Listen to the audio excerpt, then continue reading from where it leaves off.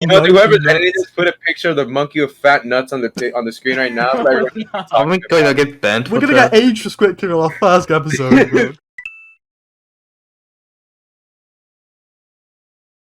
Hello, everybody. How's it all going? It's your boy Lakitu with the other dudes in Luckyverse. We got Yoshi, who is muted.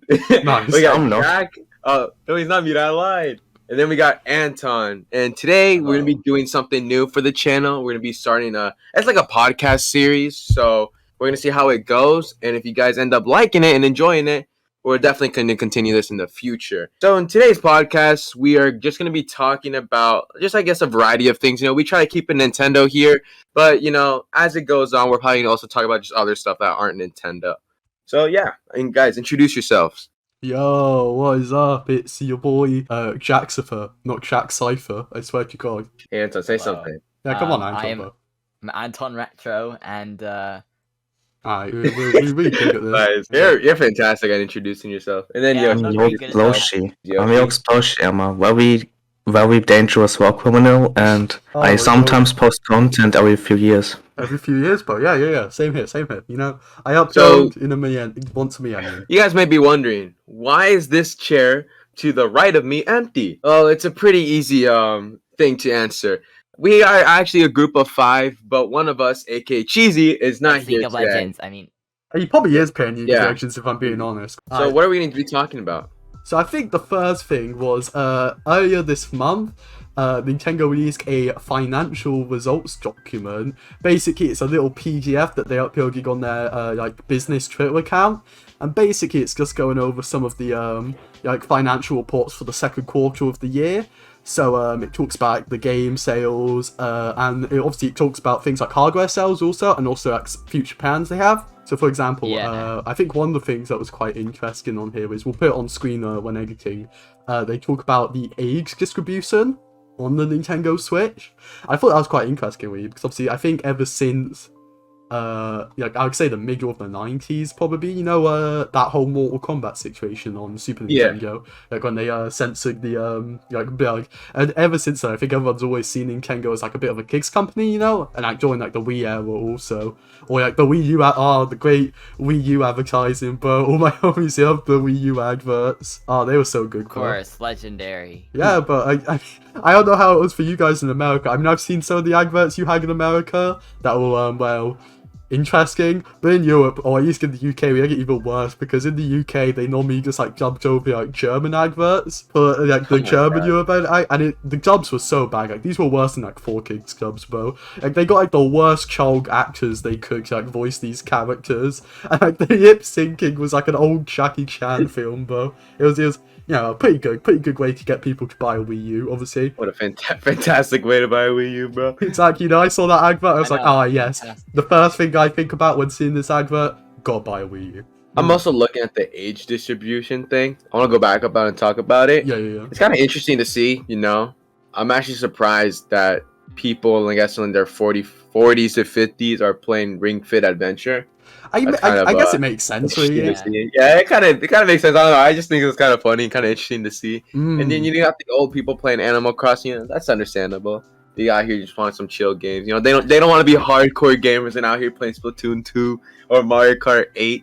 What, the 5-year-olds playing Breath of the Wild? The 5-year-olds are out here playing Breath of the Wild, bro. These 5-year-olds are goated. God damn. Yeah, for real, they're true gamers. Oh, yeah, when we talk about 5-year-olds, can I just mention, when I first saw it, I was like, oh yeah, it's probably just kids making the account age 18 or something. But like, most of the people like 21, 22 to 30. Yeah. So like, if you look at it, like there's a huge spike of there's like a huge age spike around the 20s. There's like tons of people playing, which is kind of interesting. I kind of like this. It's nice. Yeah. Also, how many people actually lie about their age on like when they're children on Nintendo accounts? Like I remember for Wii U, I set it as my actual age. So like, this was like 2015, so I put like 10 or whatever. And worst decision of my life, bro, because I couldn't access the goddamn YouTube app on the Wii U. Because you needed to be 13 in order to access it, so I could never go on YouTube on the Wii U. So instead, I had to, you know, the goddamn Internet Explorer they had on Wii U. Yeah. Yeah. I actually used the Web Internet browser. Explorer YouTube, not the actual YouTube app, and it was so much slower. It was awful. I always used to use that on the 3DS when I was a little kid because I didn't have a phone. Ah, that 240p quality, crisp. It was the best quality I was able to get. You know, now we're on the topic of Wii U. I just want to bring up something. Something that happened exactly like an hour ago before we started Years recording. ago. No. And this is about Anton. This weird, Wait, what? disgusting Canadian freak. But why did he buy Shovel Knight on the Wii U? That is What? true. Hey, bro. bro, I you mean- have a PC, bro. What are you doing? It's a collectible. Yeah, but I get if it's a collectible, but you don't even own any other version of Shovel Knight. Like, the Well, only it's not version you Wii U own is the games. Wii U edition. I mean, it's the OG edition. It's You not have the a OG PC, edition. The bro. PC edition came out the same day as the Wii U version. That's like... Oh, it did. That's like if the only version of Street Fighter 2 I own is the goddamn Game Boy version. Like, no other version of Street Fighter 2, just the Game Boy version. I'm like, yeah, it's fine, it's the Game Boy version, it's collectible. Like, no, that's not the point. But yeah, goddamn... I mean, You have like it's cool. you are legit like Yeah. the person I know who has like who cannot use their money well. I'm not even lying. yeah, For true. me, Yeah, you. Go- well, what are you all about? All those Game Boy games, you know, eventually he's gonna be, you know, rich with those Game Boy games. Yeah, he's an investor actually. He knows in the next 60 years it's gonna cost thousands of dollars. Yeah, exactly, bro. Don't underestimate him. Also, I remember talking about the 3DS viewer. Did you guys ever watch like Wii U trailers on the 3DS YouTube like app? I did Oh my not. god. One time I thought you could buy Wii U games on the 3DS and like... I legit cried for like an hour because I was so sad I couldn't buy Woolly World on 3DS. Oh, that's. I mean, it eventually did in like 2017. Yeah. But Yeah, but by then I didn't care about Woolly World anymore. yeah, but it's like I remember watching like the Smash Bros. Like 4 trailer, but like this was like the Wii U Yeah. version on my 3DS, and obviously at the time I didn't know how hardware worked, so I was like so impressed. Cause like, how the hell is this 3DS one in Wii U games? What the frick? How's it doing this, bro? Like I was my I God. was like, what, the 3DS can run Wii U like games that look like this, bro? Because I thought it was just like, you know, I didn't understand how like GPUs worked and stuff. I just thought, oh, if it can do this, then surely it can do that with Smash. Why does 3DS Smash look so much worse, bro? Awesome. I was so That's funny, disappointed. I don't know why. But anyway, not going on to the tangent, going back to the PDF that Nintendo was on about. Obviously, a lot of the things that people were focusing on was the their next console, because this is, I think, probably the first time Nintendo has mentioned doing another generation console. Like, ever since the Switch launch, I think this is the first time they've mentioned their next plan for a console, you know? Yeah. It is kind of strange though, because like, you know, they're so successful. They don't want another Wii U again, you know.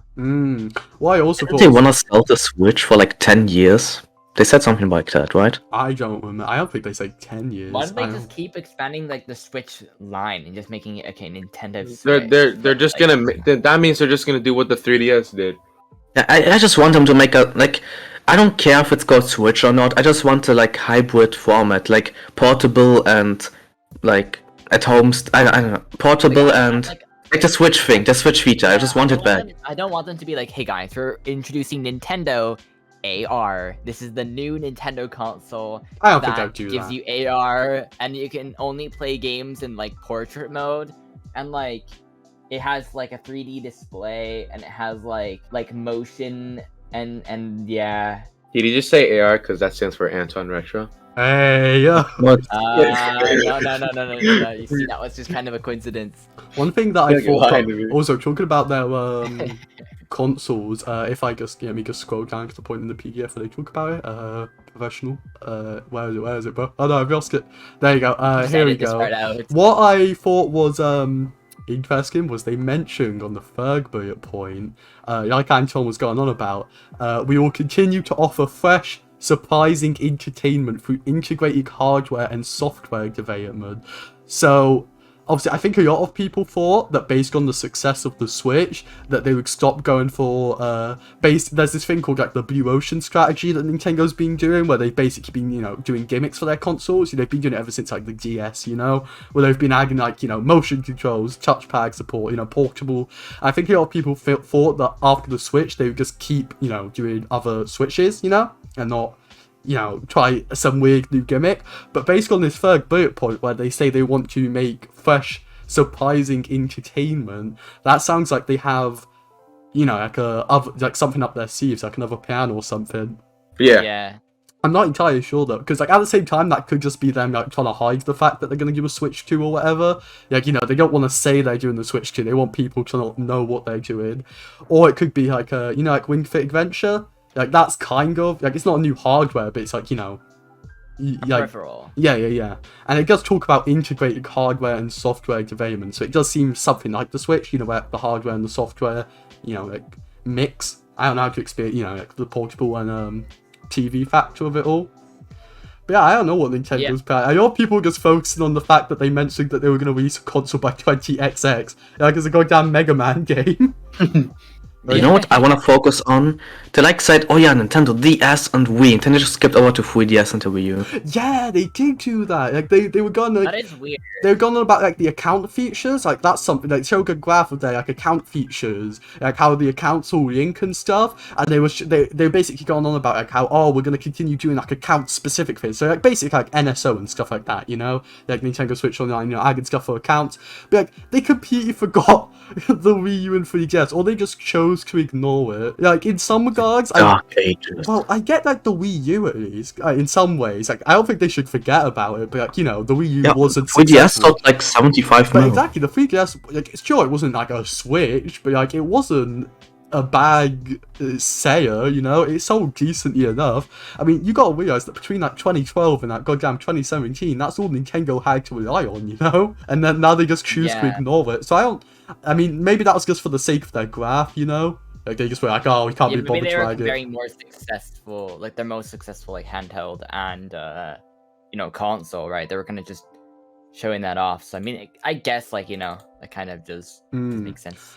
But it does sound like they are planning to keep with the Switch formula, because when they say next gaming system, they say system, not systems. So they aren't saying plural, which I mean makes sense. I don't think now that Nintendo's made the jump to portable hardware and like portable, you know, TV modes, I don't think they can go back to you know, having a home console and a portable console anymore. Which I mean sucks for them, because you know that sometimes is really successful, like the DS and Wii, but that's what happens when you make a Switch, I suppose. You know, you can't go back. Yeah, it just be like that sometimes. It can be like that. Yeah. Also, I just like how they when they go on about like, the stocks and stuff. I don't know. I find that interesting. You know, I'm gonna buy some Nintendo stocks at 80k. Obviously, gonna become a big Nintendo stock employee. Like, bro, It'd be really fun if the stocks fell now. Like, bro, you're gonna get 2,220 yen amount per share, and you're told like that's gonna, like they said that you're gonna get an annual divided payout that's either 33% of consolidated operating profit. So that's like 2,000 yen. That's like £20. That's so much money. Like gain £20. Yo, let's go, bro. That's like People that don't know, pounds are British money. God damn, bro. That's like 21 joyous, bro. That's so much money. So yeah, I'm gonna buy like 200 Nintendo stocks. I mean, of course, it's various monies, you know. Oh, I'm gonna buy so many Nintendo stocks, bro. I'm gonna be like the number one. Like, who's this goddamn like? They go on about like who owns their stocks, and they say They're like collectible. Like they're going down like Bank of. Where did they mention that? Like they go on about like, who owns the stocks. Let me see if I can find that. Let's see. Here we go. Like they talk about like all these like Japanese banks owning their like stock as acting as a shareholder or whatever. But I'm gonna become the number one shareholder. You're gonna have like this Bank of Japan or whatever, you know, boring thing, and then you're gonna have number one Jaxifer. That will be me at the top, bro. Like you have all these like massive conglomerate companies, you know, owning these stocks, and then it'll just be me, just by myself, bro. I will be the next Miyamoto. That's what I'm saying. You will become the next president, the next, what's the name called? Iwata. Yeah, the next Iwata, but the next Doug Bowser. Doug Bowser. But speaking of Doug Bowser, but what actually happened? Is he dead? I swear to God, is I he mean, dying or something? not really. He's we doing. have He's not been heard doing. any news from him, at least from. He's doing a couple of interviews every now and then. Like he did one with I think The Verge about like the Nintendo OLED sales. He also mentioned like Dread sold like 800k units in the US in that interview. Yo, correct me if I'm wrong, but like he isn't I don't funny. know. I feel like Reggie was more active. Oh, it's Yeah, definitely like- has. Oh yeah, for Like sure. I mean, Doug Bowser showed up once in a direct, I think, during like his like first like introduction one. You know, when they made that little Bowser joke, like, "Oh, my name's Doug Bowser," you know, so funny comedy. And then he's just never appeared again, though. Like, yeah. But I think, Yeah, like, true. sorry, I don't want to say he's bad or anything, but like I liked the Reggie way where he's like interactive with the community. Yeah. Like it felt 100%. like I mean, I he still know does a that lot of now, you know. Like even now he's not the Yeah. president. Like he should be retiring, but no, he's still like interacts with the community.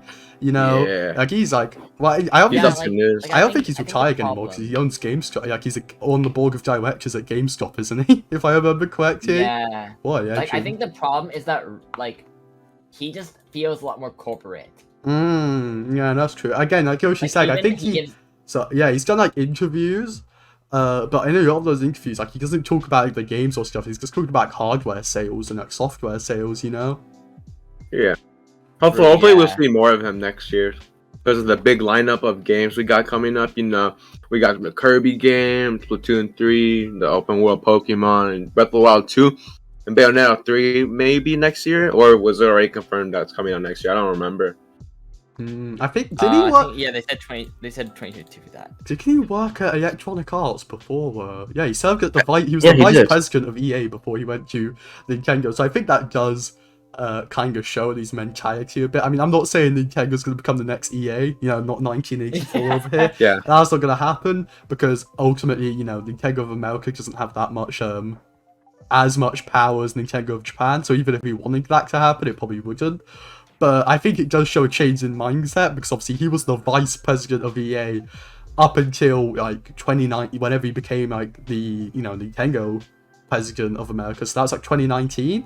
So like, he was the vice president of EA throughout all its controversies. You know, like the Battlefront 2 controversy with like its loot boxes and stuff. You remember that? Where like they were. Yeah, they I were think basically so. what happened was they were trying.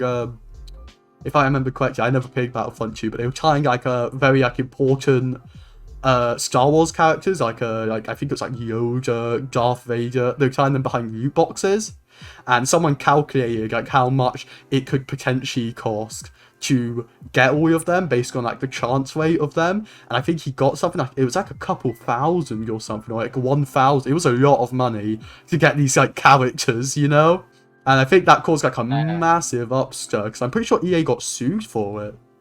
Or like, because in some country, because now a lot of countries have like anti-gacha, like in Europe, I think they have a lot of anti-gacha laws now against like loot boxes and stuff like that in a lot of countries. And I think a lot of that was caused by Star Wars Battlefront 2. So in some ways, it was a good thing because it caused it led to regulations being put in place.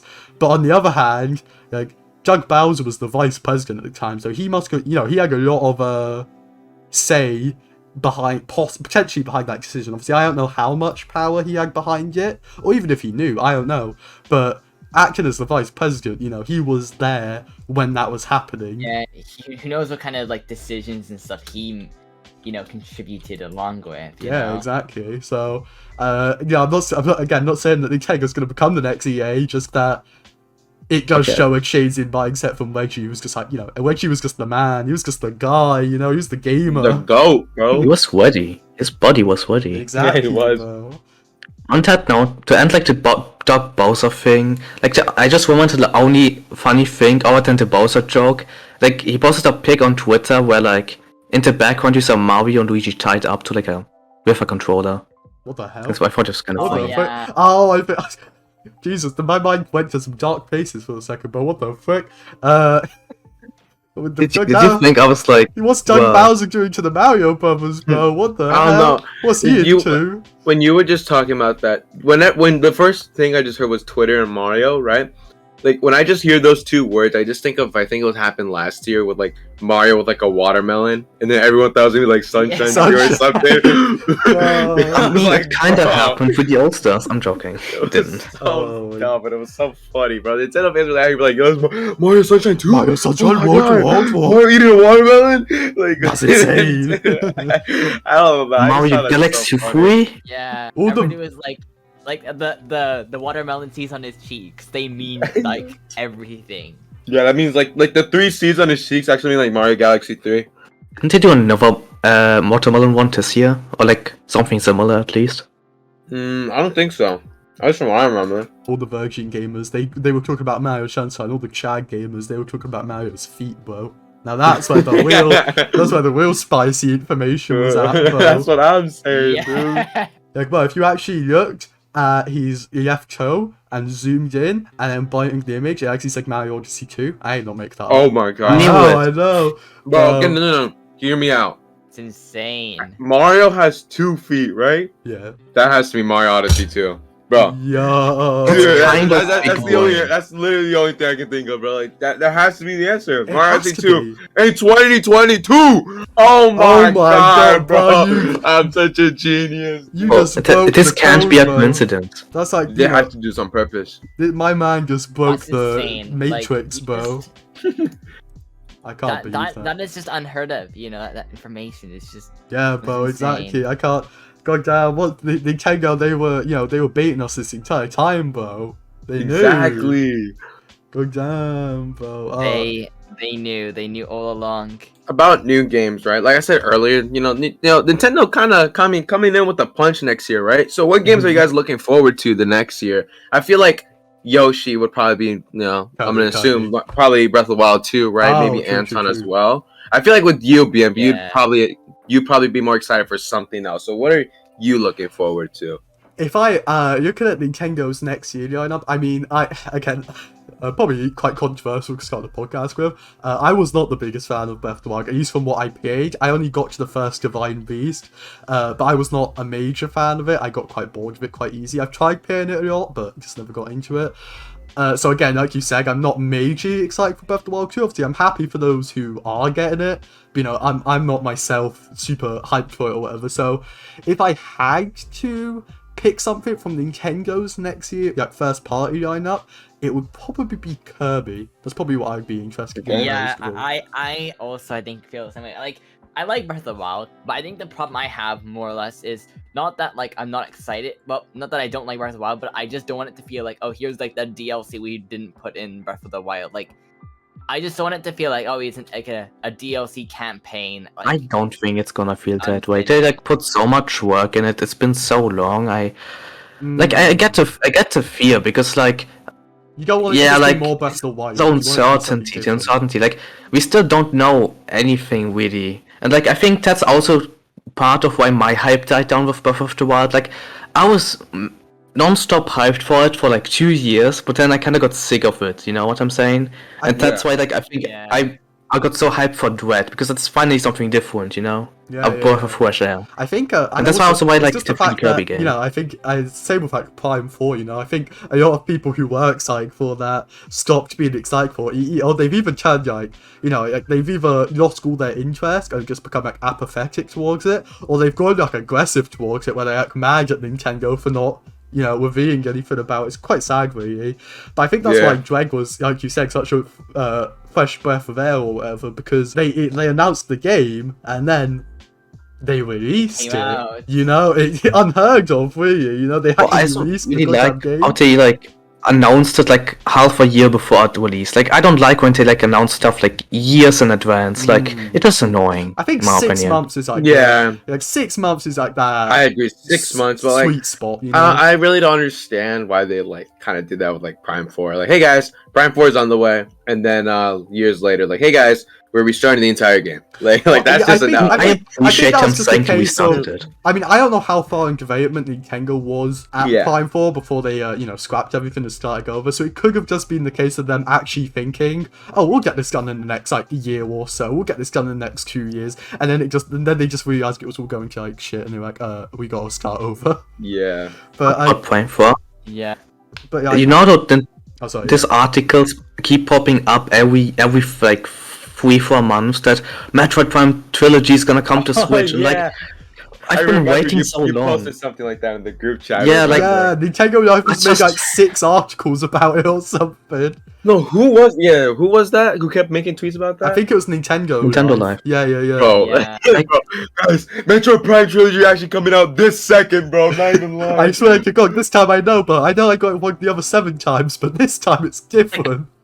I genuinely hope it's actually coming because I haven't played the Prime games. I'm too lazy to like mod my Wii. I just want it, bro. You know Like, there's this thing like, called an emulator. it's like what right? Yoshi said in the chat. It's like when Anton kept saying a direct's gonna happen every single month until he got it right. Except it's 10 times worse because these guys have been doing it for years. And it's also 10 times worse because East Anton's got like a guy. Nintendo has like a whole ass corporation who keeps doing Yeah, it. exactly, bro. Yeah.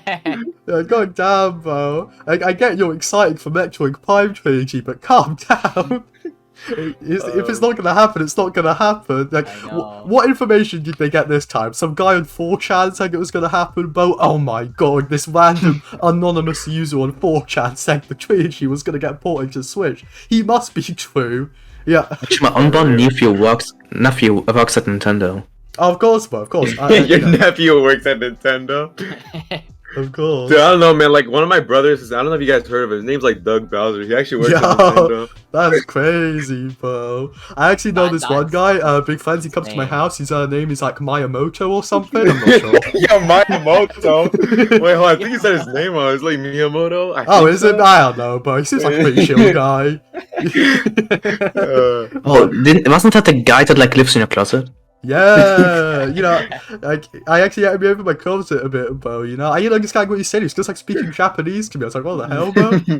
So I guess he had me over my closet. It's pretty chill though. He seems to like Mario quite a bit. You know what that's about? It's quite weird. It's quite a bit.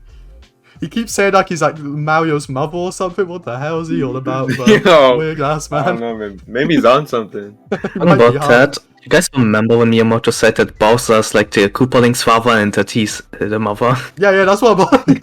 Yeah, Oh, what is that was legendary. It's just the way he like so nonchalant. He just like putting it himself. He was just like me. I am the mother. I think he think the Wolf 34 artists we had a field day on that day, bro. Oh no. Like, damn, bro. Whenever Oh I my just God. think Wait, of no, I'm sorry. This when- just popped in my head. Do you guys know who Shadman is? Oh yeah, he got arrested. He got right? arrested at a convention. wait, who? Basically, he was this well, he did art. Yeah, let's just say Quote unquote art. quite controversial. Like I only know him because he got in a lot of controversy with like Keemstar a while back or something. Because Okay. Keemstar accused him of like drawing stuff of his like daughter. I don't think it was the case, but like, Hey, it looked yo. quite. Like I don't know if that was actually what. I don't know the full story, but I think it was just like a bit of a misunderstanding that it just ain't got. But I don't know. Either way, he did a lot of very questionable stuff. Let's That just guy say. is Yeah, sus, yeah. bro. Yeah, it's quite yeah, you know, like Yeah. and like You obviously, don't even need to go in detail. yeah, I don't need to go into detail, I now, but understand. basically, like, What's I like think- wasted? Both Shadman and Christian in the same yeah, year Chris got Chan and arrested. Shagman say, but yeah, and like he kept going on about like, how it's not illegal because it's like art or whatever, you know. Like he's one of those guys like, it's fine because it's like art or whatever. I'm not gonna get arrested for it. Because also, I don't. Maybe Didn't he he's leave the in country because it was illegal? Yeah, I think so. Like, I don't think Okay, did he live in wait. America or he just went to America? I don't think he's was born in America at least. I'm not entirely sure. Again, I'm not entirely catched up on the Shagman situation. I only know a bit of it around the controversy because obviously he's quite an infamous figure on online. But either way, he was at a convention recently, like the past week, and he got arrested. So Because you're Yeah, telling me dude, if that's true, what Yoshi said, like if he moved to another country because it's illegal, that makes zero sense. He's like, hey guys, it's actually not illegal, and then proceeds to move to a whole other country. well, yeah, no, but that's his point. 'Cause he's like, the country I'm living in, it's not illegal at this point, so it's fine, But then I think he went to America, or he went somewhere for this convention, or it might be like Germany, America, I'm not sure. And he got arrested for aggravated assault with a weapon. Like he beat Oh someone my up with a God. weapon. He got arrested, and it was Well, that's so good that he got funny. arrested. Because like the whole internet was just like celebrating, but It was so Yeah. funny, but because like he was like you could tell he was just one of those guys. Because like he was not only was he wearing like a trench coat, he was wearing like a like not like just a face mask, but like a full on like bandana mask cover his face. He's wearing like a hat. Heck? That's like the most sketchy like clothing you could wear. Yeah, exactly. Like he was like because that's like his iconic clothing or whatever. But either way, he looked like someone who could assault someone with a weapon. That's all I'm gonna say. What the hell? Like based on his clothing. That's good. That guy's gone, bro. But either way, yeah, it's just crazy that two of the most like infamous figures on the internet, like Yoshi said, Chris Chan and Shagbase, they both got arrested within the same year. Yeah, god damn, bro. When is Christian getting released? I don't think she Hopefully is, never. because it's gonna be at some point, right? It's gonna be quite interesting though, because I think it's going to be an open case, so I think people can actually just go to the case and like watch it in the court, So I wonder how that's going to be. Like, how many people are going to show up to listen to the Chris Chan hearing, But I don't think the court case has fully happened yet. I don't know if Chris Chan herself is in prison or if she's in, because I think if I remember correctly, I remember her mother got moved away from Chris Chan. Obviously, she got put into like care or whatever because of what was happening. Don't need to go into that. And then Chris Chan herself got arrested or something, but I don't know if she's been put into jail or like a mental institution. I'm not sure specifically where she is, but I do remember, I think I told you guys about this a couple of weeks ago, she wrote letters from like prison or wherever she was, and in the letters she's basically thinking that she's God at this point. Like, it is insane. Like, but isn't she? So she's in a God complex? Reincarnation of Jesus Christ. Yeah, and because basically, like, if she, it's such a messed up situation with Chris Chan. Like, she got believed into thinking that like Sonic Shoe was actually real, like her made up character, like actually existed, just in like another dimension. And like, I think she also got tricked into believing that she was marrying like her own OC version of Mewtwo. What? It is legitimately insane. Like the Pokemon? Yeah, the Pokemon. But like, there's like an OC version, but that she believed she was like marrying or like alternate dimension. It was. I can't really explain it without going into like the whole 40-part documentary, but it is insane. But yeah, let me see if I can find the Chris Chan letters where she's like going on about like, here we go. Yeah, let me just see. Yeah, it's legitimately insane. Let me see if I'm just reading through it quickly. Yeah, she goes on about like the Holy Bible and stuff, and then let me go into the other page. That's freaking crazy. I'm just at a loss for words, but that's weird and crazy.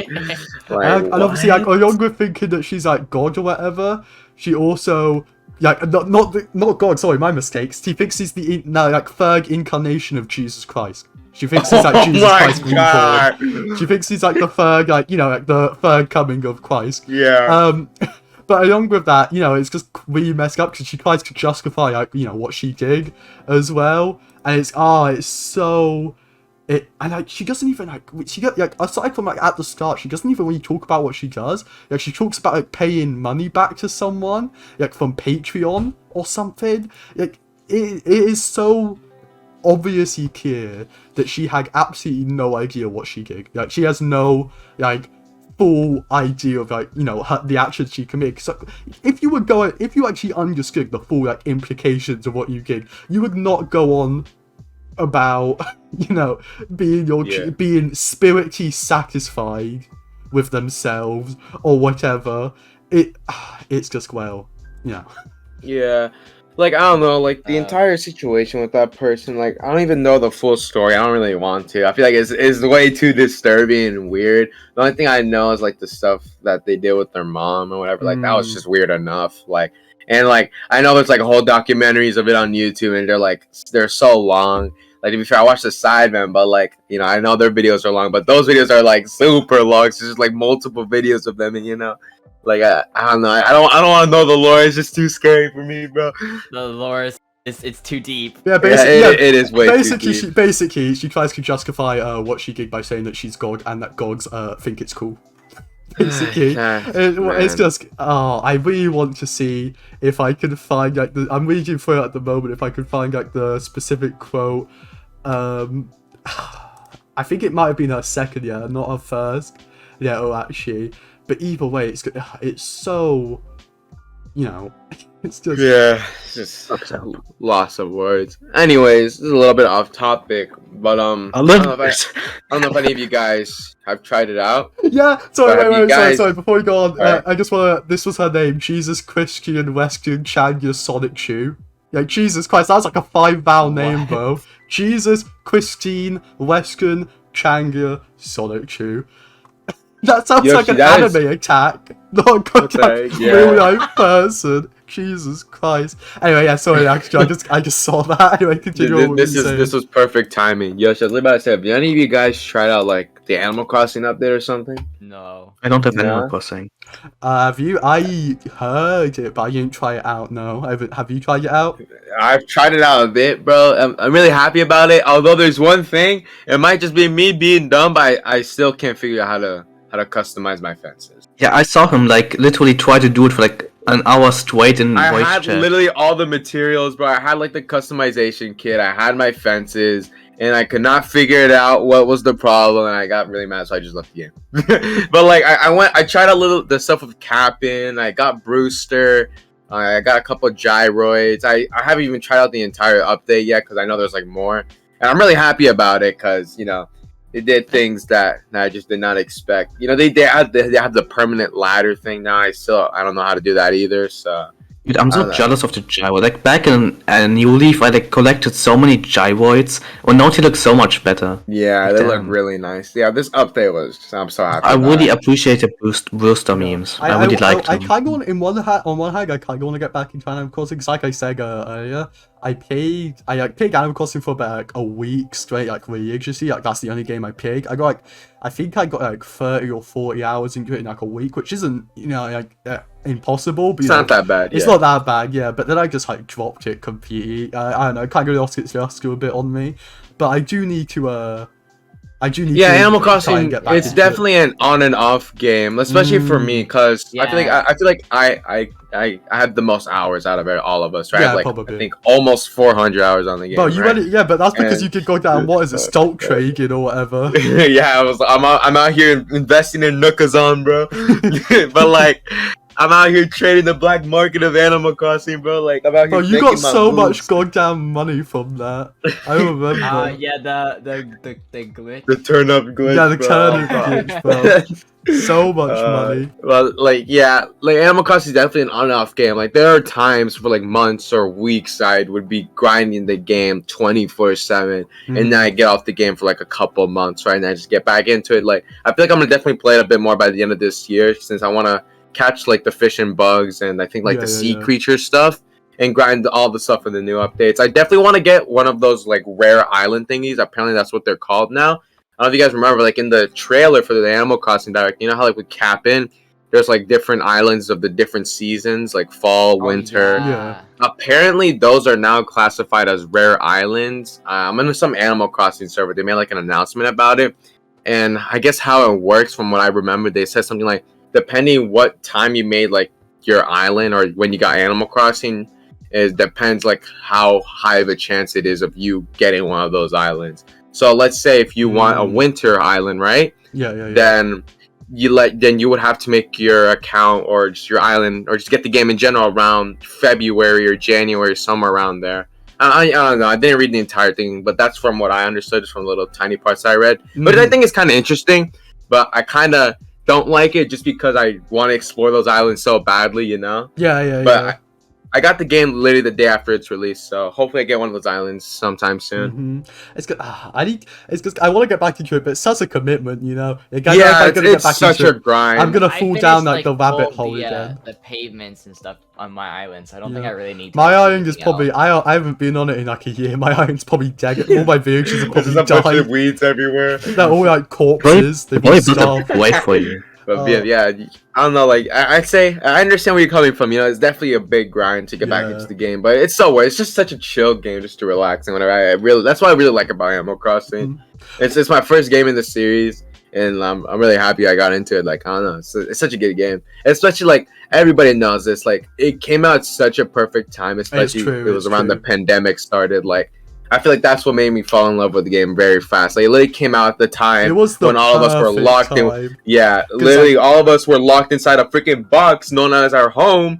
and we were like, bro, we mad bored, and then this game drops, and then we're like, boom, 24/7. It's Animal true, it's Crossing. true. Because it's like, So also, I good. think it was like, because it was just the start of like the first lockdown, you know? Because like, I think Yeah. if it came out like, let's say March this year when everyone was still, like, you know, in lockdown still, let's say, but like it was like, you know, like the third lockdown or whatever, I don't remember, or at least that's how it was in the UK, I don't think it would be nearly as popular. Yeah, I would have not Because done it. at this point, people like are so apathetic to do anything because they've been locked in for like a year that they can't even be bothered to play Animal Crossing, you know? Yeah. But like when it released, like I think we've been in lockdown for like 2 or 3 3 weeks. months? Yeah, not even the 2, 3. Oh, weeks. Yeah, 2 or 3 weeks. It was like Oh, March for me, it was 2020. like the following week. Like, Maybe the after following that, week. like I remember, like we went on a trip or something, and then like Mhm. at that time, I remember I was thinking that like the game was gonna come out like the following week or so, and I was gonna get it Yeah. on the 20th. So yeah, I think it was like a week later. That Exactly. I was It was like literally the best time possible. And what's so insane about it also is that they did age Animal Crossing, didn't they? So Yeah. like, did, if Like they knew. like yeah, exactly. Nintendo caused coronavirus. Yo, they Yeah. knew. Actually, like the Maximum smartest moves on profits. the planet. That's why Nintendo started like investing in like the Chinese market. You know, they wanted to infect Spread coronavirus it. and then spread it around the world. It makes so much sense. It's so obvious. But yeah, exactly. I going mean, back on because I think we went way off tangent when we were talking about Yeah, way off. when we were Can I talking- say something? Can I Oh, yeah, say sorry, something? yeah. One thing I wanted to talk about because like don't think you guys would have talked about it. They're like opening a new Nintendo store in Osaka, Oh yeah, they Which- are. and Yeah, I'm I like- can see that. and they're like, I really want like. I know I sound like a Nintendo fanboy right now, but like I really want them to open one more in Europe and like just other places that aren't Japan or New Do they York. even have You know? any like Yeah. major Nintendo stores in Europe? Like, No, they only have one in Tokyo, New York, and Osaka. And Yeah, I just want more of them, and especially if they have like cool things like the Kirby Cafe and stuff. Like, yeah, I just that want to Kirby visit one of Caf- those. Yeah, we saw the Kirby Cafe thing that they were doing, and that was insane. Like the food there actually looked really nice. Like the little like Kirby stuff they were doing, but they should have that at Nintendo World. Like all they have at Nintendo World is like Mario Burger. Yeah, I was gonna say, now that you guys are talking about this, you guys wanted to talk about earlier about the Donkey Kong thing or something like that? Yeah, or because Universal, yeah. obviously at Universal, apparently I don't know how well Nintendo World's been doing there, but they're planning to open up a Donkey Kong section by 2024. 2024. I have a 2025, feeling yeah. Donkey Kong section is about to be amazing. It will, but at the same time, I feel like that's. I mean, it makes sense in some regard because like it's a Mario section and Donkey Kong is very linked to Mario, you know. But at the same time, Yeah. it's also very weird because like I mean, obviously, I don't know how it is for the Japanese market, but like obviously the main 2 Nintendo franchises are like Mario and then Zelda. So like I would have assumed that if they were gonna expand, they would have done like a Zelda section, and like I feel like that would have been really cool also because like a Zelda section allows for quite a like aesthetic change, you know. It's like you go from like this cartoony, you know, Mario world to this like you know this middle age like dark age fantasy world, you know. It could be an interesting change of I aesthetic. 100% what you're trying to say. I feel like what they're doing is like, since Mario, I feel like the way they were, I guess, showing off how like the Mario section of the parks can look like, it's just like a bunch of hills and fields. And I guess what the Donkey Kong going to seems to be like a bunch of forest vines and stuff. Well, like yeah, that, you know? it's definitely gonna be an aesthetic change. Don't get me wrong, but But yeah, I get what you're trying to say. You want Donkey a whole Kong new looks so theme, Donkey I Kong looks guess. more like Mario than Zelda does to Mario, you Yeah. know. So like, it does suck Yeah. in some regard because also I think they could have Yeah, done a lot I with like- Zelda. I Or- want them to expand with like Or new also, like- franchises. You know what? This stuff knows the Breath of the Wild in real life. just but that's just called going outside. Breath of the Wild is- But I want to explore the actual Breath of the Wild in real life. But like add monsters and you can actually die. Bogus. That'd be really fun. That'd be really fun, bro. Yeah. I Imagine dying to a Lino. I want them to add an actual Red Moon where all the enemies come back twice as strong. That would be so much fun, bro. That'd be great. I'd love it. You might, that might as well be I the love freaking losing- purge. Loved family members Yeah. in the Zelda game. It's just like I'd love my world to be taken over by and destroyed. Oh, that'd be great, bro. But it's just like It would be so sick if the moon like had like suddenly had eyes and a mouth and it would be like start coming coming to towards hug you. to Earth. Oh, that'd be That so. would be scary. Oh I'd- yeah, that's an excellent idea. I love having Like, only I'm- 3 more days. to Like live, being bro. real here, that's like the best way to unite humanity. Just have like the moon like kill us all, and so we like have to count down, and we're like, Okay, goodbye, guys. Nah, but that No? wouldn't even be. It's like how everyone counts down for New Year's. But have you even picked Yeah. something? Like, but have you even picked Majora's Mask? If like, you know that's not gonna be true. Like in Majora's Mask alone, you see that there I are know, people but I who- believe. there are people I who believe. think the moon's not gonna happen. Like the moon that's getting close, they think it's just like goddamn fraud or whatever. Like real life's even more stupid, bro. Like you know there'd be people who just think it's like a prank from like Mark Zuckerberg, or, like the 5G towers. bro. Mark Zuckerberg. Oh, the 5G towers. They tricked our brain into thinking the moon is falling, guys. Oh my god, you know. The The moon is the secret 6G tower, what? You know, in like in a romanticized world, I would like to believe that if the moon was falling, that humanity would come together. But in a real life world, I know that humanity is not good enough to do that. If not humanity, at least like our families, you know? Well, yeah. I think our families are smart enough. Hopefully. At least if like an anarchy doesn't kill us all. What would you do, bro? If you had 3 days left here, what would you do if the moon was gonna fall? Would you just watch it? You know what I do? I taught all the cheese on each door. You get So on the last day of the 3 days, right? yeah. I would try to rob a bank, and then I'd if murder I- someone. and then purposely have the police and SWAT team chase after me, so they can feel like one of those like cool movie scenes Yeah, but I'd with like murder. James Bond. Yeah, but if it's my final day, I'll stab someone, bro. Who cares? You know, who cares? Well, imagine you're like in the car, like driving away from the cops, and the moon hits the earth, and they all die There's like behind a you. giant explosion in the background. I mean, that'd be pretty cool if it, you know, if future Like- societies ever found that recording. That'd be pretty. I cool. mean, Yeah. you know, cameramans are like pretty much the strongest beings in the universe, so they're gonna survive, and you that's know? true. Have you seen how heavy goddamn cameras are, bro? Like Jesus Christ, they could probably like pick up the moon and throw it backwards, like the end of Majora's Mask. You know, when those 4 guys, like those 4 gods hold the moon. Yeah. It'd be like that, but it's all just cameramen. Goddamn, Oh, bro. Of course. Just a Yeah. little bit back to what we were talking about the Nintendo Park. I was just scrolling through the PDFs, right? Mm-hmm. Apparently, the grand opening of Nintendo World's March. Wait, what? Is this next year or this year? This It says year. This year. It was March this year. Oh. Yeah. They're gonna open a new ones in Hollywood, Orlando, and Yeah, Singapore. they're gonna open one in Orlando also, so that'd be cool. I Yeah, do okay. wonder what because obviously the Orlando one, they're gonna open up the Mario section first, like they did in Japan, obviously. I do wonder if is it gonna look different, or are they gonna try and make it look as much the same as possible? That's what I'm interested in. Because And I, then- I hope it's different because I want like 2 different Mario sections, you know. Also, I hope they add like a thing where you can ride Yoshis. They, that'd be fun. that's Yeah, already that'd be in kinda cool. that's already in Nintendo World, bro.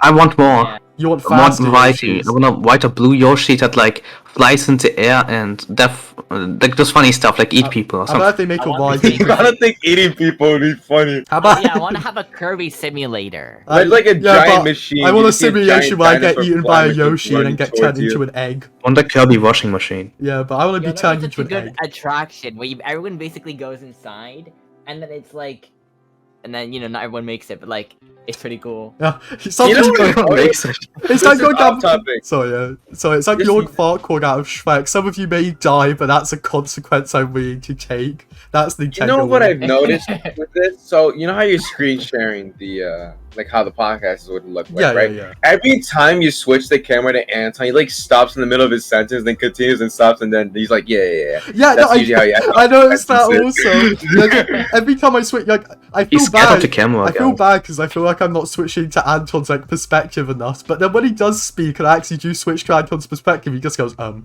then he like stop speaking, bro. yeah, exactly. Yeah, go down. But keep going, Anton. What do you have to say? Say it now.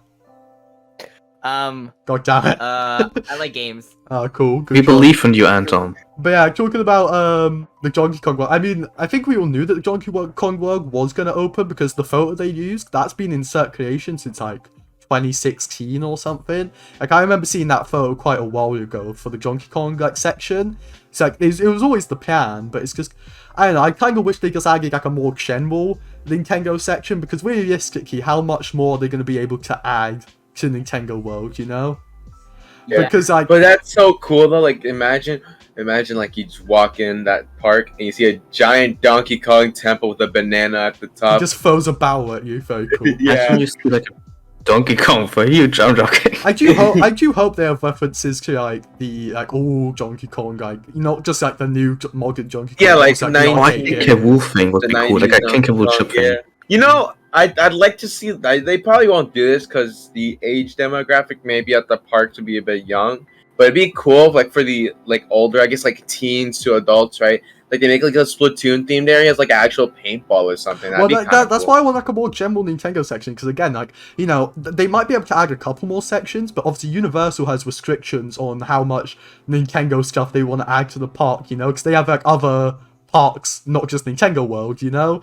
So like, Nintendo's gonna have a limit on how much it can add. So like, I'd rather they do a more like general section rather than keep focusing on like individual franchises. Because like I want to see representation for more than just Mario and Donkey Kong, you know. And also like like Metroid. what's the goddamn Donkey Kong restaurant gonna be like? But it's all just gonna be banana cake, banana food. But that's gonna suck. Banana stuff tastes nasty. You get like 2 slices of bread. Just Banana one bread. banana Yeah, it's gonna be there. banana bread, banana cake. It's all gonna suck. We can- we can, like- I mean, it tastes good. I feel like genuinely, it'd be like more of a healthier type of restaurant. I feel like. I think we should like do a video together. Like, Like Donkey Kong what kind of food? What kind of food could they make at the Donkey Kong Park? I think I have an idea already. Penguin flesh. What? Wow! That went from 0 to 100 real fast. That was like the turn of events. Hey, I was like, what penguin fish? We're like, You know what Nintendo Donkey Kong should do? freeze. You know, like those statues, like the big fat monkey nuts.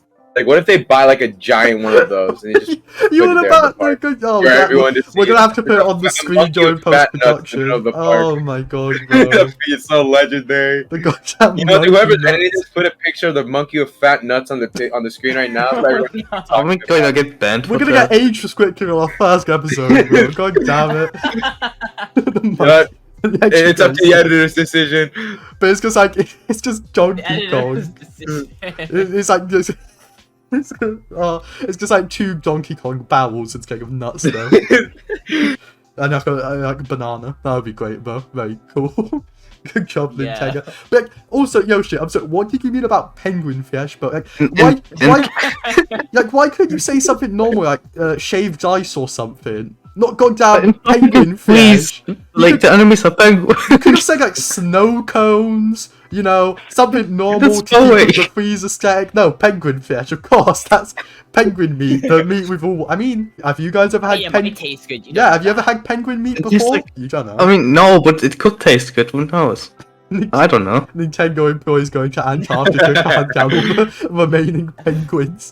Well, the penguins are Release them anyway. They're like the penguins of Madagascar are strong enough. You know, they will survive. They That's also, fine. they're the only 4 that will survive. God damn. The Nintendo Penguin God. Massacre of 2024. This will be so tragic. But yeah, also talking about, obviously, I think we went a bit off the track with penguin fish Yeah. and stuff.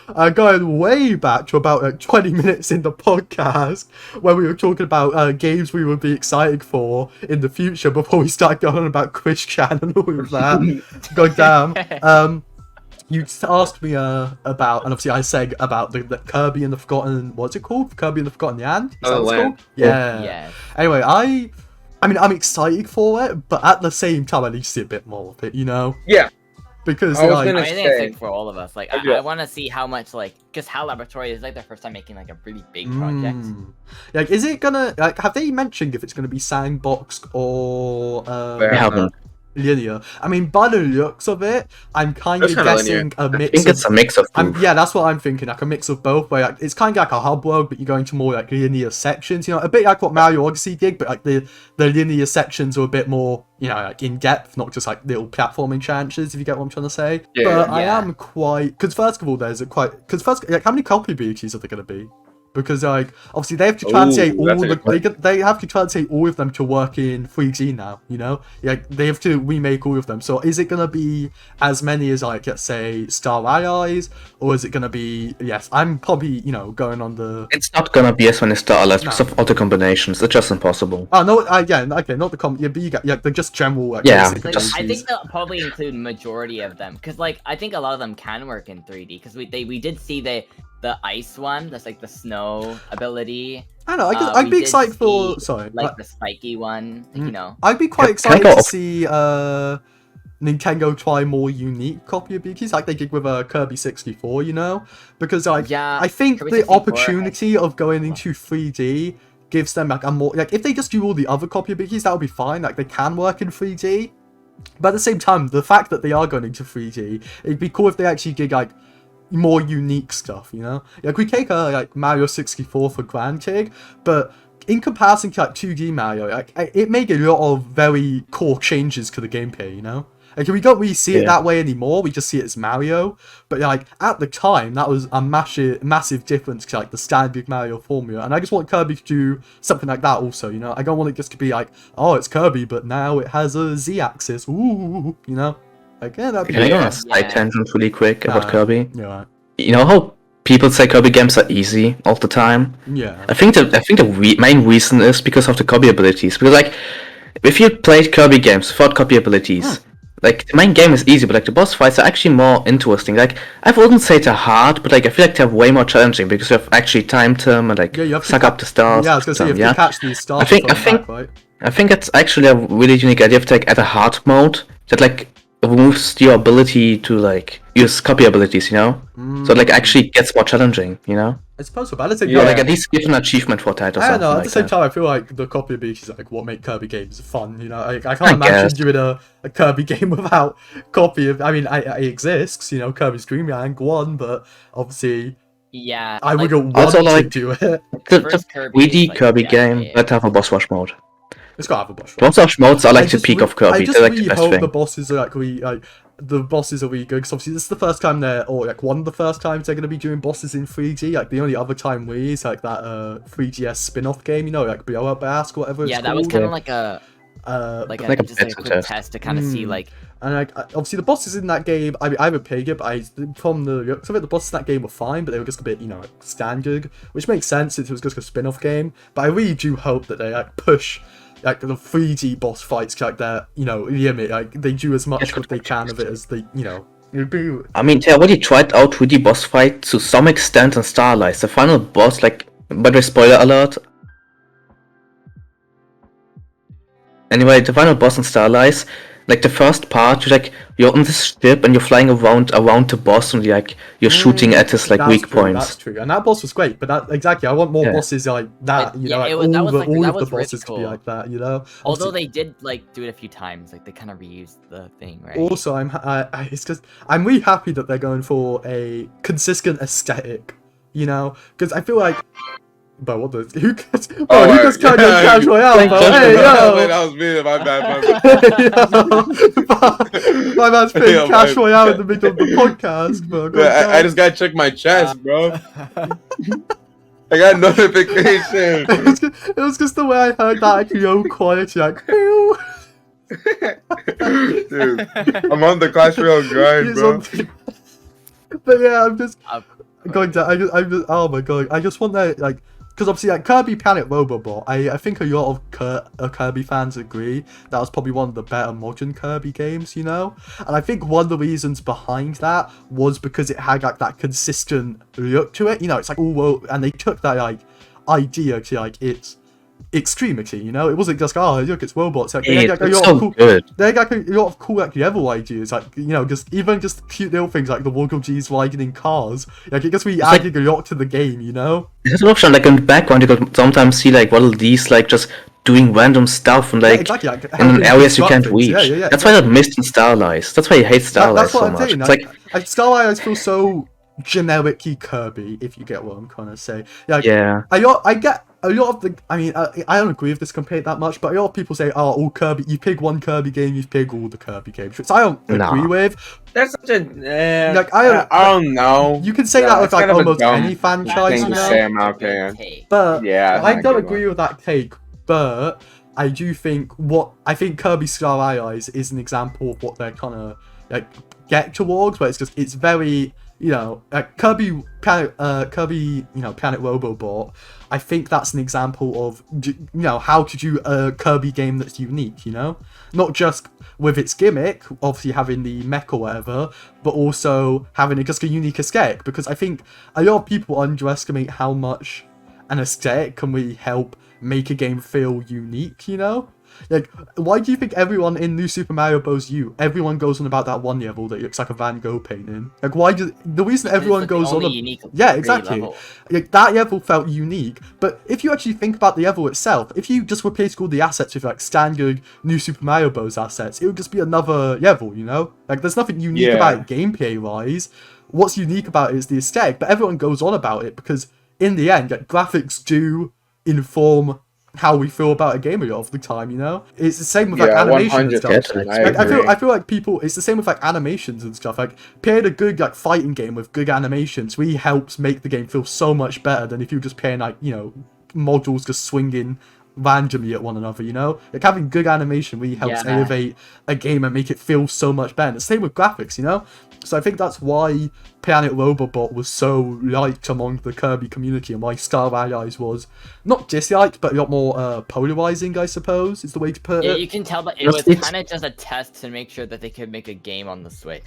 I think That's so. the only reason I think Star Allies somewhat got a good reputation is because of all the fan service. Because they added Marks, they did Susie, they did Margolo. Like, I'm not gonna lie, it's sick. Honestly, that's like kept me playing because I thought it was sick. It was so cool because like seeing all these characters back, you know. Yeah, I think as a game, I think it's bad, but that's like a goodbye note to 2D Kirby because like they did confirm that when Kirby Star Allies was still like getting updates, they said, oh yeah, we're after Kirby Star Allies, we're gonna like take a different route. We're gonna stop the 2D Return to Dreamland aesthetic. And I think it's a nice thing to like got everything back to like celebrate the end of 2D Kirby pretty much. Like obviously not the end, but you get what I mean. Yeah, I do get what you mean. But at the same time, like, again, that's why I think, again, a lot of it's just aesthetic things, you know? Like, don't get me wrong, these characters obviously play like they do in the other games also, but a lot of the people just like it for the fact that they get to see these characters, you know, in the, like, I guess you could say, like, modern graphical style, getting to actually play as them, you know? Like, I think a lot of people sometimes, they overthink games. I don't want to say, like, thinking about games is bad, don't get me wrong, I do that quite a bit also. But quite simple things can do a lot to make games feel a lot better. Like, even just tiny little like flourishes and stuff can really make a game feel so much better. And again, I think that's the same with Star Allies, you know? Because like when the base game came out and it had like, you know, like it had like Meta Knight and like it had like a couple of like basic Kirby Dream Friends. Like, that's when a lot of people were a lot more negative towards it. But as they slowly added all the like nostalgia characters, like sure, it's pretty cheap. It's a pretty cheap way to get people excited, but it works, you know? Yeah. Talking about tiny little details, can I just, like, I'm browsing Twitter right now, and I'm just seeing, like, an image of, like, you know the Switch game box, how it has, like, game art inside, you know, when you open it? Yeah. Oh yeah. You know, I know it's out of random, but, like, I just want to talk about it really quick, because I think that's so cool. Like, I miss, like, these, you know, like, manuals, but, like, I think it's a nice replacement of having in-game art into inside, or, like, I think that's really cool, you know? Yeah, I think it's cool. I wanted to mention that. It's such a random and small detail, but it's nice to have, you know? Yeah, some games use it really creatively. Like, some use it to, like, explain the control, some, like, just, like a new cover. Or like Mario Odyssey.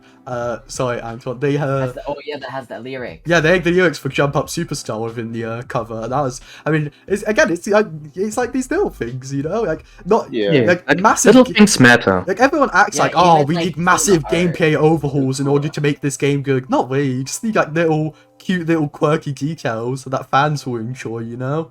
And that, like, it's just like most people won't notice them. That's the problem. If you should really look out for them, because like when they're gone, you're gonna miss them, you know. Exactly. I remember when with Starlight, it's like so many people going about, like, you know, the Joy-Con rumble that picked the original, like the Kirby. Oh yeah, that's just so sick. So many and that's like my favorite moment of the game. Like, no, being honest, that's like such a useless feature in terms of actually, you know, in an ergonomical sense. That's like such a useless gameplay addition, but so many people go on about it just because it's such a cute little detail, you know? Yeah.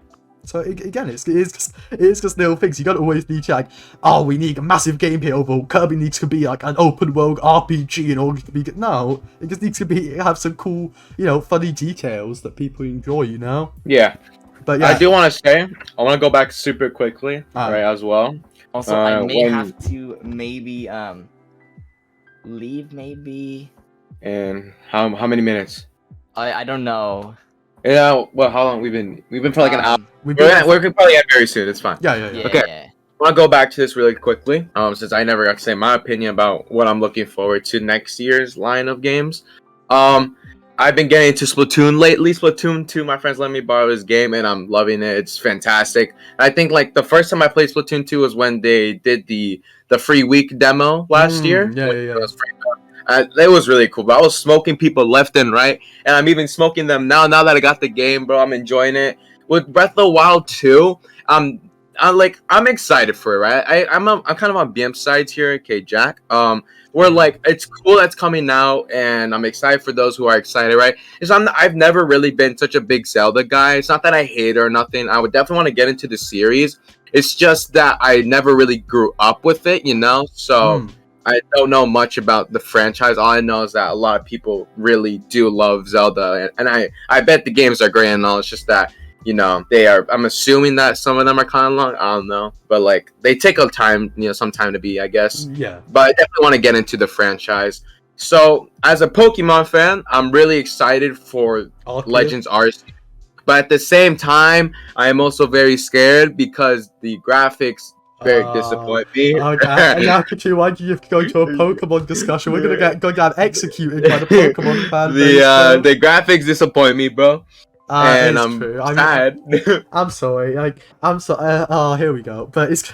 I'm sorry. I'm looking forward to the game. It's just like I just want more information, and I get like, bro, like you're telling me they made such a nice game, like Odyssey and Breath of the Wild, Luigi's Mansion 3, Metroid Dread with the cutscenes and more games, but they really out here disrespecting Pokemon with this doo-doo graphics, bro. Like, they're like, at least Let's Go got like some good graphics, but like it's damn Let's Go. No one cares about that game. I mean, I don't like the grass looks like realistic, but it's like a chibi art style. I don't. They should have gone more like Link's Awakening, you know? I get what they were trying to go for. Like, if you look at the box art, it was obvious that they were trying to go for like a 2D, like, you know, ancient Japanese like kind of look to it, which makes sense because it's based. But so that's why like all the backgrounds, like they do that thing with like the, you know, mist or whatever, where it makes it look like the 2D outline. Yeah. But like, and that actually looks quite decent. Like but it's just it's like I'll send one of the photos in like chat, and then we'll put it on screen like creator or whatever. But it's just like, I don't know how to describe it. Really, there's such like an aesthetic clash between everything. You know, like I'm happy that they changed some of the some of the flaws that people were pointing out about the game. Like they mentioned they fixed like the frame rate issues with the Pokemon and stuff like that, and that's all fine and dandy. And some of the lighting actually looks quite nice. Like there's like this shot at like midday or whatever that actually looks quite decent with like the pinkness. Like, some of the lighting actually looks decent. Wait, we're talking about Arceus? Yeah. But it's I'm too stupid. I thought we were talking about Brilliant Diamond. Okay, never mind. No. You want to that is a whole different thing. I was confused. Okay, I'm stupid. Never mind. I take back everything I said. Please ignore me. I was so confused what you were on about when you went on about the chibi art style. I was like, what the hell was he on about the chibi art style, bro? You on about going down different game. But yeah, it's just, I don't know. There is just a major not being mean, like the buildings look nice, and then the environment looked like it was making like goddamn Gmod or something, you know? It's hard to explain. They've been disrespecting Game Freak, just been out here just destroying a series I really enjoy. I'm a pretty big Pokemon fan, so it's just kind of sad to see, you know? It's kind of like how you with Black Clover, but you know that's a whole different thing. But like, okay, wait. Sorry, you mentioned it. This is your fault about Black Clover. But okay. All I'm saying. All I'm gonna say, I kept going on about how disappointed I have been with Black Clover. But chapter 312 just dropped, bro, and best Black Clover chapter.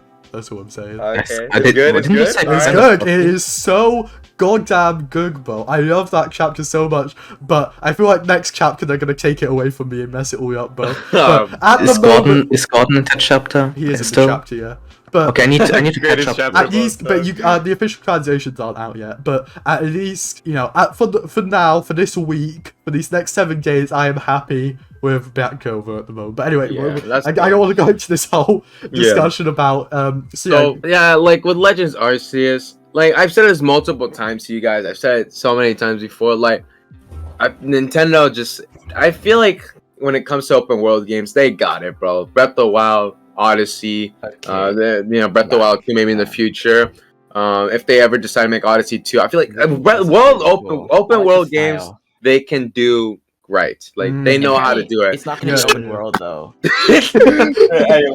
Anyways, like I was saying, bro. Like with Legends Arceus, bro, they just been like for the past few gens, bro. They just out here making their games like doo-doo, but like Pokemon as a whole. I don't know. That's why Pokemon's just such like a mid series to a lot of people, right? But it's also such a good series because a lot of people consider the old games just amazing. But then you have like, I guess, like new people, right? Or just people who aren't super biased, right? Who are like, hey, let's get to the present, buddy. The new games suck. Like you know, I feel like I'm on both sides. Like I can see why they're like Pokemon kind of mid, but at the same time I'm a bit biased. You know, I'm a Gen 3 dude, Gen 4, Gen 5. The mid-gen. You're a mid-genner. How dare you? Like, I just really hope, I'm praying every single day that this game is good. Also, I don't want going off of Arceus or Arceus, depending on how you want to pronounce it, going on to Brilliant Diamond and Shining Pearl. Well, yeah, let's talk about that now, I guess. Well, that's an interesting topic. Now, one thing I will say, the music, it seems to have been patched. They seem to have I don't know if it's still any good, because I haven't listened to the patched versions that they've released. But apparently it is better than, you know, the MIDI score that they were using up until this point. So they fixed that at least, or fixed, but just like, why did they have to patch the music in?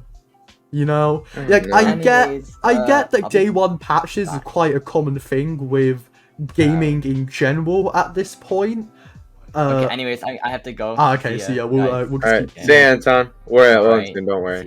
See ya, everyone who's watching the podcast. Meet me behind your house at 9 p.m. Yeah, bro. No, yeah, choose on... no, the chair swapped! Wait, should I get my old? Should I get John Burger in? If I can do it.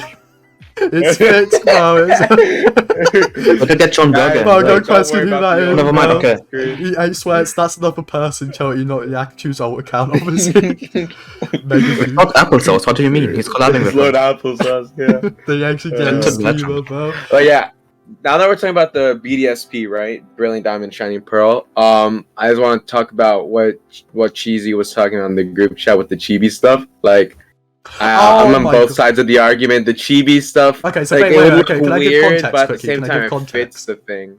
Okay, so basically, there's this image. Again, whoever's editing will put it on the screen. That basically shows like what actually is in the game, because they added fire Pokemon where they can fire you, like they did in Let's Go and the Gen 2 remakes. But basically, in this version, a lot of the massive Pokemon like Rayquaza and what's the Wailord, that's it. A lot of them are super tiny, like even in comparison to like other fire Pokemon gens like Gen 8 or whatever, they are very tiny. Like Rayquaza looks like a grass snake. Yeah. It's really funny too. So a lot of people were complaining about it, or not complaining, they're just pointing out how stupid it looks. Which, I mean, in some ways I get where the criticism's coming from, because like in Let's Go, they actually did quite a good job at like keeping to the Pokemon sizes, you know? Like when the fire, like with Pokemon like Snorlax, like he was actually quite big, and like you ride on his like stomach if you had him fire you, or like if you had a Pokemon like Tauros or something, you ride on top of him. And that's like super cool, you know? And so I do get where the criticism's coming from, because it seems like they've gone backwards in a sense. Like from Let's Go, where they were having like different size Pokemon, and like they actually like felt like the actual sizes, to now where they're like goddamn grass snakes. In some ways it is the same with Arceus as well. Like they have Pokemon you can ride, but by the looks of it, it's only going to be like two specific, like one, you know, water Pokemon and one air Pokemon you can ride. It's not like you can ride any air Pokemon. Obviously I can't confirm, but from the trailer at least that's what it looks like. Whereas in Let's Go, you could ride like all, like, you know, Ponyta, all those, you could ride them. So I think I get where people are coming from with that. Anyway, so yeah, they showed that, and then on the second half of the image, they showed like they basically got the Pokemon designs from what's it called, Pokemon Rumble, is that the name? Yeah, and they put them in with it to basically show, like, try to fit more with the chibi art style. And obviously like there's some debate on like Twitter and obviously among like Pokemon communities about which one looks better. I think the point is though that I don't specifically want the Pokemon Rumble designs per se. I just want something that fits the style more, you know? Yeah, that's just an example, you know? Like that someone quickly made like Photoshop in like 10 minutes or something, you know? Although I will say, Rayquaza looks weird, but I like Dialga's. His chibi is kind of nice. I kind of like it. I don't like it. It looks like you're walking your goddamn dog. Oh, I just got my Dialga on the leash, bro. It's fine. I have nostalgia for Pokemon Rumble, so I'm taking it. Again, I think this is just another issue of Game Freak still, even though they're doing 3D now, they still obviously are I don't know how to. They obviously they did 20 years of Pokemon games in sprite form, you know, and then they switched to 3D. And obviously, I think they hired a lot more staff who could actually do 3D stuff. But I think a lot of that's shown in like the cutscenes and stuff, and not specifically in the game. Because if you look at a lot of the stuff like the Dialga thing, I think it shows like an old philosophy, because like, for example, in the Gen 2 remakes, you know, Heart Gold and Soul Silver, they also like fire Pokemon, and they were the same size, you know? But no one complained in that game, but that's because they were sprite-based. So like, you know, they all look super small, you could get behind it. But in 3D, and especially when there's such like a style difference, you know, between these like tiny chibi characters and like this full-on like Pokemon model, it just looks uncanny or like off, you know? Yeah. And it just sucks in some regard also, because like I get a lot of the people just saying, oh, it couldn't work because it's in a chibi style. And like I get that you don't have to like the style, but like if you look at a lot of the pre-render art they did, it actually looks really nice. Obviously I get that's not gonna look as good on actual hardware, but like, you know, like Link's Awakening did a pretty good job doing a chibi art style with the lighting. I think Pokemon BGSP just looks a lot more disappointing, you know. And along with that, just not just talking about graphics, but also talking about gameplay, because one of the criticisms that I've heard a lot of people like defending is the fact that it's removed a lot of the platinum features that was in platinum. And like a lot of the Pokemon, like, you know, people who are defending this are saying like, oh, it's a remake of Brilliant Diamond and Shining Pearl, it's not a remake of platinum, which, yeah, that's true. But at the same time, Platinum's like the definitive version of those games. Why would you not remake the definitive version, you know? Like, I get that. Like, are they even gonna keep Giratina's dimension thing? Like, that was so cool. I don't think they are though. And like again, it's the same with Oras, you know, Omega Ruby and Alpha Sapphire. Like, with they did, it wasn't exactly the same as Emerald. It was different to Emerald, but it was a bit of a mix, you know, between like the original Ruby and Sapphire and Emerald. Like, it wasn't exactly the same as Emerald. It didn't have like the same quest to get the Regigigases, like that line of Pokemon, you know? Yeah, those Pokemon. Regigigas. Like, they removed some features like that, and they also removed the what's it called? What's the post game thing called? The battle tower. The Delta episode? No. I'm on about the like the battle tower. You know, like where you fight like I don't know. In Gen 4? In Gen 3, like, you know, in Emerald, like the original Emerald, there was like most game there was this battle tower thing. Battle tower. Yeah, the battle tower thing. Yeah. Yeah, they like removed that and I'm on about the Battle Frontier. Yeah, that's what I'm talking about. That's what I'm talking about. Not the Battle Tower, the Battle Frontier, bro. Different name, completely different. No, but either way, they removed the Battle Frontier and replaced it with something else, which is probably a lot worse. So obviously there are differences between Oras and Emerald. It isn't just a remake of Emerald, but they did also keep in a lot of the features that Emerald introduced, such as like obviously they had Rayquaza. Obviously it's not the exact same. We have the Delta episode. It's kind of just, you know, him being the legendary, but they did stuff like having all the legendaries. Like in Oras you can catch all the legendaries by flying to the different islands and stuff, you know. So, like, it isn't exactly the same as Emerald, but like it still tries to keep some of the features that Emerald introduced into the game, even if in like a different way, you know, which I think is actually a good thing, because it actually makes Oras a unique experience. Sure, you could say it's like a worse off experience, you know, compared to Emerald. That's debatable, but it's different enough to a point where there's actually some value to playing Oras in comparison to just Gen 3, you know. But the difference here is if you play Gen 4, especially if you pick Platinum, there is no reason to play BGSP, because not only is it a straight laced remake with no changes made to it, but it's also in some ways an inferior remake, you know, because it's not keeping the best version of the game or some of the best features it introduced.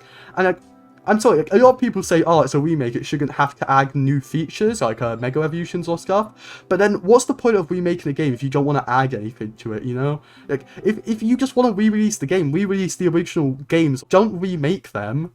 You know? Yeah, man. Like, I don't know. I don't think a remake has any value if it doesn't add anything, you know? I agree.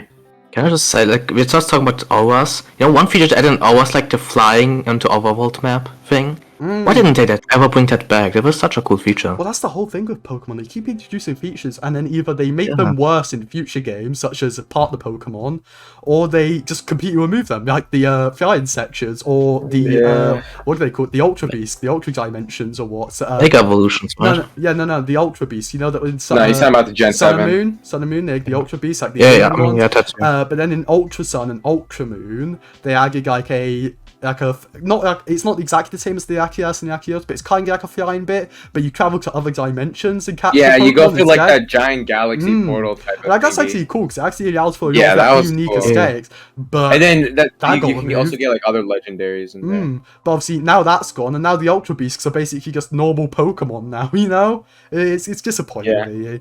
I feel like Ultra Beast was just like a one-time thing, you know. I feel like Ultra Beast, it kind of makes sense. It's just I like a get Gen that. 7. Obviously, I don't want them to just keep repeating the same things. Like, I want each Pokemon generation to have its own unique things that make it feel different. So, like, I get that with the Ultra Beast.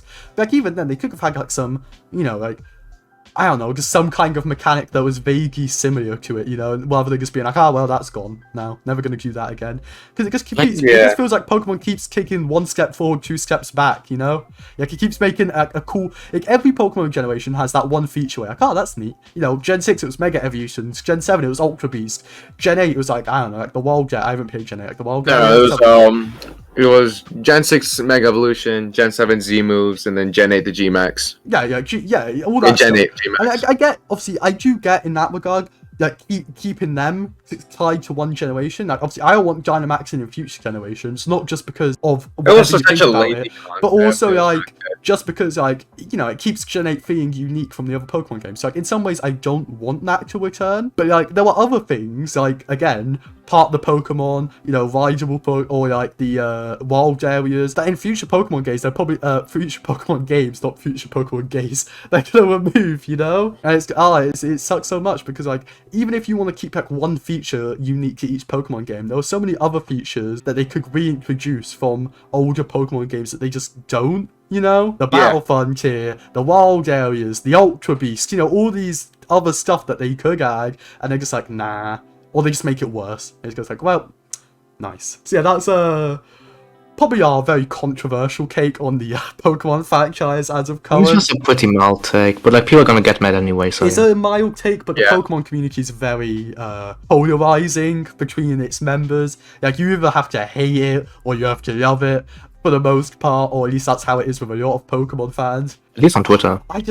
It's in general, so I just really hate, you know, those images that everyone posts on Twitter whenever someone criticizes things. You have like oh my god, yes. Like, there's the different ones. You have the let people enjoy things. The one where he like shushes the person. You have the one where the guy shouts at like the friends playing the game, like, quit having fun or whatever.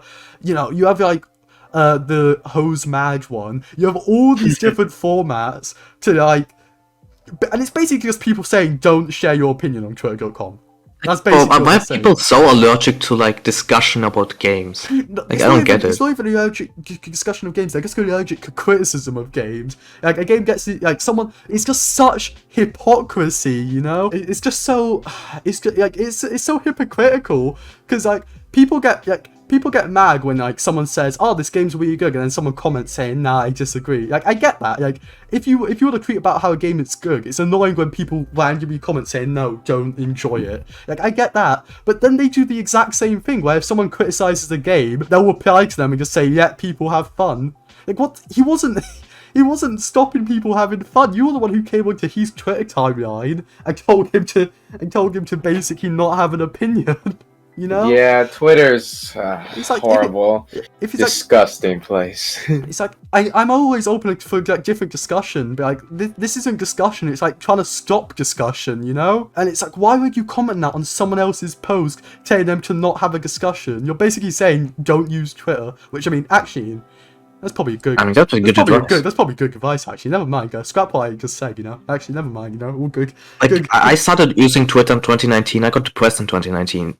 I think that's like a correlation, it makes so much sense. How would you have known? It's, you know, perfect evidence. Anyway, give me a second. No flaws in this argument. Okay, so Lakitu, how are you doing today? Pretty good. I just opened up Twitter and I see MrBeast. You know how he's like making like a Squid Game type of video? Yeah, that's really cool. Yeah, I just saw his tweet about it. It's actually kind of cool. He said he spent like 3 mil on it or something like Sorry, that. but I was drinking my Yukase. Gonna drink some more actually. We're not talking about MrBeast. You're talking about MrBeast? Where did that come from? You know, he's making like a giant Squid Game video. Yeah, I opened up Twitter. It's like the first thing I see, like him, like uploading, tweeting something. It's quite funny actually because he's like remaking all the sets, but in Squid Game the sets didn't actually like fully exist. Like they were all edited in, like a lot of them were edited like CGI and stuff. But he's like actually remaking them all physically, you know. It'd probably It's more effort than Squid Game. That Squid Game did. It would probably be cheaper for him to just hire a VFX artist at this point to do it, you know. But yeah, it's funny. Anyway, I respect the effort. I respect the effort. I mean, MrBeast is he's on the grind. He's the philanthropist of YouTube, you know. I just really like how he's just supporting people, and like, you know, the Flick is a Beast philanthropy channel where he like gives people like food from his food shelters and stuff. Yeah, exactly. It's like really nice. It's like refreshing to see someone so nice and so positive around, you know. I know there's just so much YouTube content where it's either prank channels or, you know, bad clickbait or, you know, all these like very like offensive in some way videos, or like those like hype beast videos, you know, where they go on about like, oh, I got this like Gucci shoes or these Gucci, and it's just, in some ways it's quite offensive because all they're doing is showing like how popular and cool and how much like goddamn money they own, you know, and they're not putting it towards any sort of good cause. And then MrBeast is like, you know, the opposite of that, where like, sure, he has a lot of money, but like all his videos involve him either doing like a cool social challenge that isn't just like goddamn Morg's eat a color challenge or whatever, you know, that boring content. Like, it's actually interesting, you know, videos, and he actually does the goddamn challenges, you know. It's not like Morgs where he fakes it. Like, he actually does the full-on challenge, and then from the money he'll make from those challenge videos, he'll go on to give it to like other people, you know. Like, he'll give back to the community, and that's, you know, I mean, I know this is talking about bad videos. You know, dislike buttons, they're dead. They're cancelled. Yeah, that's dumb, bro. Dislikes. I just don't get it. Like, what?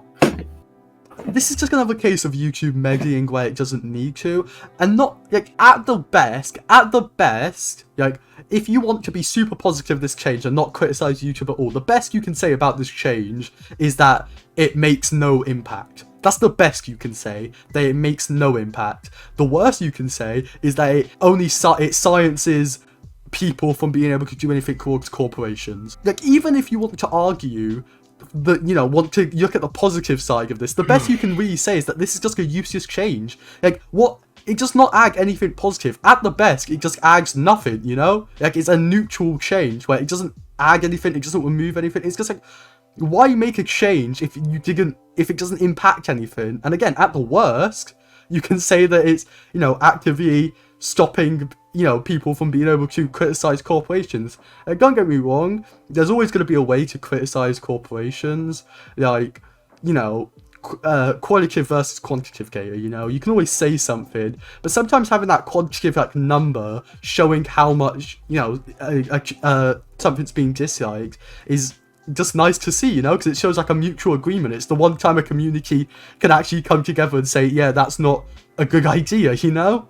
That's just not gonna happen nearly as easy anymore now that they've removed the dislike button. And like, it still exists, like people can still, you know, the corporations can still see the dislike count, but first of all, it's gonna be a lot less because people are just gonna think it's useless to try and do anything at now. And secondly, like, who cares? They don't care anymore because now no one can see it, so they can't be criticized for it, you know? You kind of just say, if like creators can still see them, isn't there like a way people can like go beyond, like go like around it and like make like an add-on that like adds them back or something like that? I mean, it's probably if that works, I don't know. It's probably also possible. Like just in general, YouTube updates in general, like I think over the years YouTube updates have gotten better. I feel like people hate on YouTube way too much, but like this, sometimes they come out with stuff like this where I'm just like, come on, you had like such a good streak and now you're breaking it, you know? Exactly. I guess it's annoying. It's frustrating, really, because like, come on, like they added chapters, they added like so many good things, and just like clips. Yeah, clips chapters also was a great change, but it's got it's just like on again. It's, at the best, it's a value neutral change. At the worst, it's a value negative change. So there's no positive. There's so much wrong with this goddamn platform. Why do you focus on something that doesn't even matter, you know? Yeah. You know, when you add like, you know, when the Lakitu just got this thing and you add like a dot onto search bar, there's like this weird ass thing with like 1,000 videos from like fucking dark web or something. I don't know. Yeah. What do you guys don't know? I don't recommend doing this, but basically, it's really creepy and weird.